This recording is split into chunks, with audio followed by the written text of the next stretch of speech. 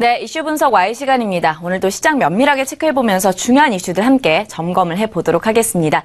자, 오늘도 김세용 전문가와 함께하도록 하겠습니다. 어서 오세요. 네, 안녕하세요. 네, 반갑습니다.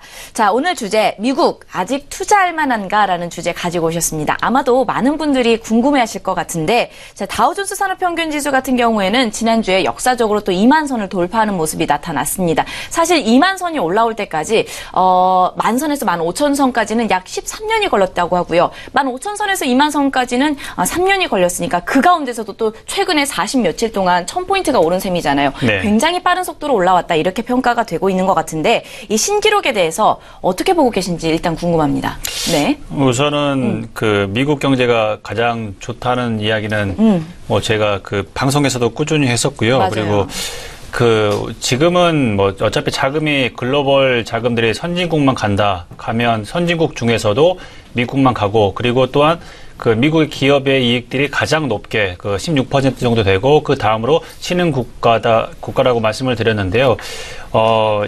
이러한 양상은 아마도 제가 생각할 땐 당분간은 지속될 가능성이 크다라고 봅니다.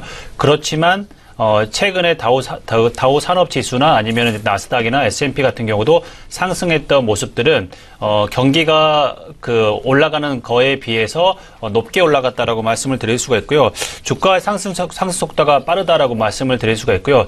이런 가격대 부담은 아마 단기적으로 부담이 돼서 아마 소강 상태에 접어들 가능성이 크다라고 봅니다.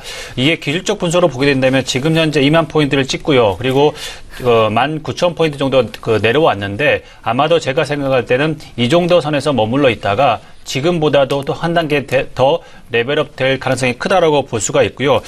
기본적 분석에서 보게 된다면 미국의 경제 사이클이 2009년 이래 31분기째 그 확장 사이클에 접어들었습니다.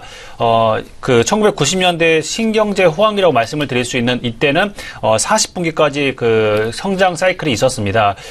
지금 현재 본다면 올해 한 4분기 정도, 그리고 내년에 4분기 정도 더 성장을 한다면 아마 1990년대 신경제라고 말씀을 드렸던 그 호황기를 넘어서지 않을까라고 생각을 하게 됩니다. 가까운 때를 보게 된다면 2002년부터 2007년도까지 거의 20분기 동안 그 경제 확장기가 있었고요. 그리고 2008년과 2009년도에 그 확장의 수축 국면이 있었는데요. 2년 정도의 수축 국면을 지나서 지금 현재 31분기 정도 그 확장 국면에 있다라고 볼 수가 있습니다.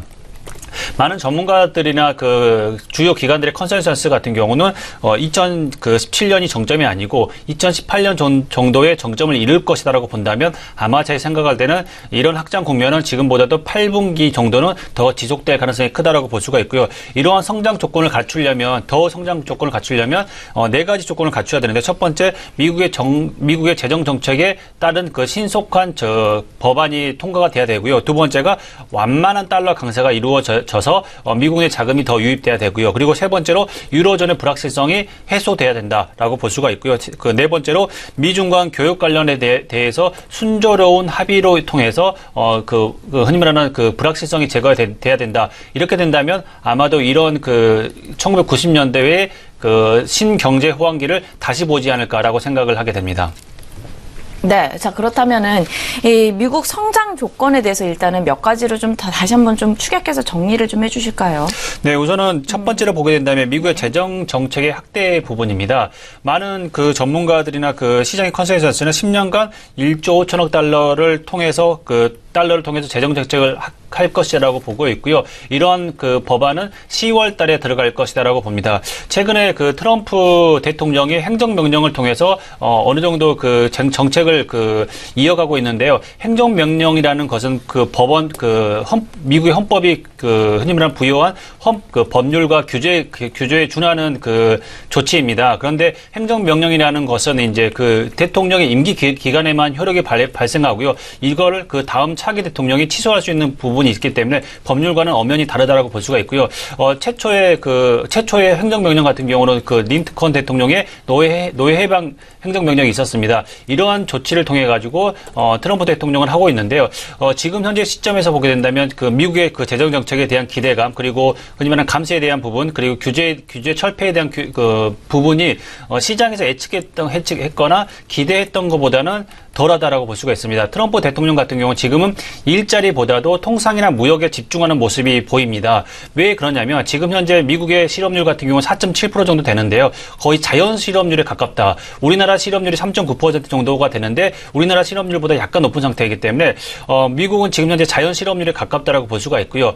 다음으로 볼 게 인플레이션 같은 경우는 2%를 넘는 상태다. 지금 같은 상황에서 과도한 재정 정책을 썼을 때 흔히 말하는 경기가 가열될 가능성이 큽니다. 이렇게 가열될 가능성이 큰 상태에서 굳이 시장을 가열시킬 필요가 없다는 겁니다. 그렇기 때문에 지금은 이런 백악관의 조언들을 참모들 조언들을 들어서 제가 생각할 때는 통상이나 무역 쪽에 집중하는 모습이 보인다라고 볼 수가 있고요. 다음으로 볼 게 완만한 달러 강세인데요. 1월 19일 날 트럼프 당선인 시절에 달러가 너무 강하다라고 이제 발언을 했습니다. 제가 볼 때는 이 타이밍은 정말 탁월한 타이밍이었다고 보는데요.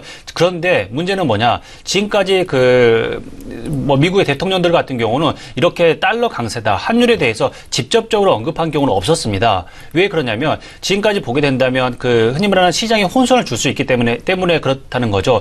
지금까지 통화 정책이라는 건 대부분 보면 FRB에서 주관을 했다는 거죠. 그렇기 때문에 정확하게 이 경제 정책에 대한 부분이 분리가 됐었는데 이 부분이 트럼프가 개입을 하게 되면서 시장에서는 혼선을 줄 수가 있다는 겁니다. 물론 지금이 정책 변화기입니다. 2009년부터 시작된 통화 정책이 8년 정도가 이제 이어졌고요. 이게 이제 어느 정도 경제가 살아나게 되면서 통화 정책은 어느 정도 줄어들고 다음으로 가야 될 게 재정 정책입니다. 통화를 시중의 통화를 흡수하게 되면서 재정 정책을 통해서 어느 정도 살아나는 분위기를 만들어야 되는 건 맞는데 제가 볼 때는 타이밍은 좋았으나 이게 너무 지금까지의 대통령이나 지금까지 정부가 했던 방식이 다르기 때문에 아마 시장에서는 굉장히 불확실성에 그리고 불안하게 느끼지 않을까라고 생각이 들어서 이런 부분이 결과적으로 보면 시장에서는 고려해야 될 변수가 더 많게 만들었다라고 볼 수가 있고요. 세 번째로 이제 유로존의 불확실성에 대한 부분인데요. 유로존에 이제 같은 경우는 이제 영국의 하드 브렉시트 그리고 독일이나 프랑스 그리고 네덜란드의 선거가 있습니다. 영국 같은 경우는 하드 브렉시트를 이미 천명을 했고요. 그리고 메이 총리와 그리고 트럼프 대통령이 만나서 어느 정도 정상회담을 했습니다. 제가 볼 때는 이제 영국은 하드 브렉시트에 대한 부분은 많이 해소되지 않았을까라고 보고요. 다음으로 지금 걱정하는 거는 프랑스의 대선입니다. 프랑스의 르펜 대표가 지금 현재 지지율 1위고요. 그리고 이 공약을 뭘 내세웠냐면 프레스트를 내세웠습니다. 프랑스가 유로존에서 탈퇴하겠다라고 이야기했는데요. 이런 부분, 결과적으로 봐야 되겠지만, 어떻게 될지는 봐야 되겠지만, 지금 현재 상태에서 보게 된다면, 시장의 불확실성이 있다라고 볼 수가 있고요.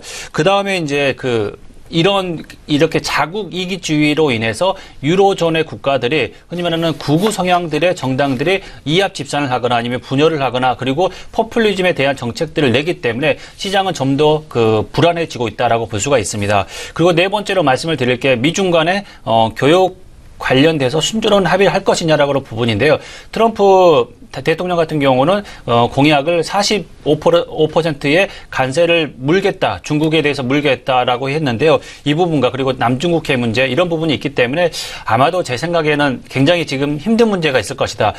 시장에서는 트럼프 대통령과 시진핑 주석의 합의가 순조롭게 이루어질 거에 대해서는 굉장히 퀘스천 마크입니다.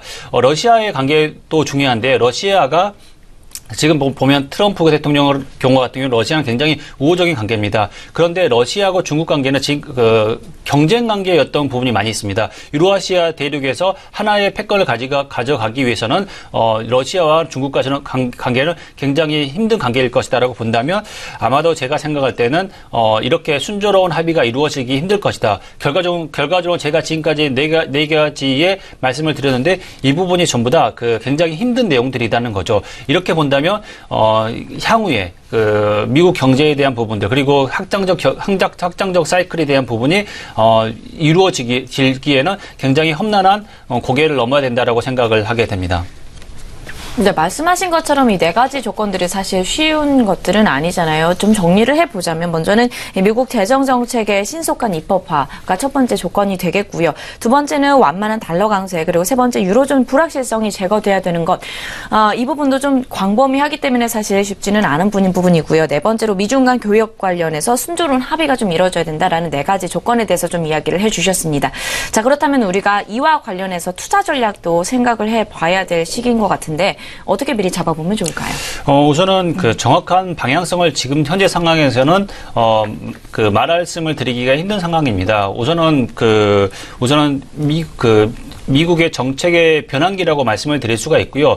백악관에서 어느 정도 뚜렷한 정책의 방향성을 내야 되고요. 이 뚜렷한 방향성을 나온 정책에 대해서 공화당 의회가 어느 정도 서포트를 해줘야 됩니다. 그런데 지금 상황에서 보게 된다면 이미 정책만 하더라도 지금까지 공화당의 정책과는 약간 그 상반되는 입장을 트럼프 대통령이 내고 있다는 거죠. 그렇게 된다면 아마도 제가 생각할 때는 공화당 그 의회에 그렇게 흔히 말하는 서포터가 그렇게 순조롭지는 않을 것이다라고 보고요. 그리고 통화 정책에서도 보게 된다면 통화 정책에서 재정 정책으로 유연한 그 이연이 돼야 되는데 이번 주에 있을 그 흔히 말하는 FRB 회의 도 있고요. 이런 부분에서 보게 된다면 연준 위원들 같은 경우도 지금 트럼프 대통령이 하는 그 말이나 아니면 이런 정책에 대해서 굉장히 그 반감을 가지고 있기 때문에 지금 현재 상태에서는 뚜렷한 그 통화 정책에 대한 부분도 없고 재정 정책이라는 부분도 없다라고 말씀을 드릴 수가 있고요. 그래서 우리가 지금 현재 시점에서는 기대해야 될 부분은 결국은 기업의 이익이다라고 볼 수가 있고요. 기업의 이익이 나는데 결과적으로 보게 된다면 지금은 디스플레이나 아니면 반도체라고 말씀을 드릴 수가 있습니다. 제가 한 달 전에 이제 그 디스플레이 산업과 그 반도체 산업에 대해서 말씀을 드렸는데 이 산업은 향후 내년까지도 8에서 10% 정도의 성장할 수 있는 가능성이 크다라고 볼 수가 있고요. 확장적 경기 사이클이 내년까지 이어진다면 아마도 이쪽 반도체나 디스플레이는 아직 좋을 가능성이 크다라고 볼 수가 있고요. 인생사 세용지마라는 말이 있는데요.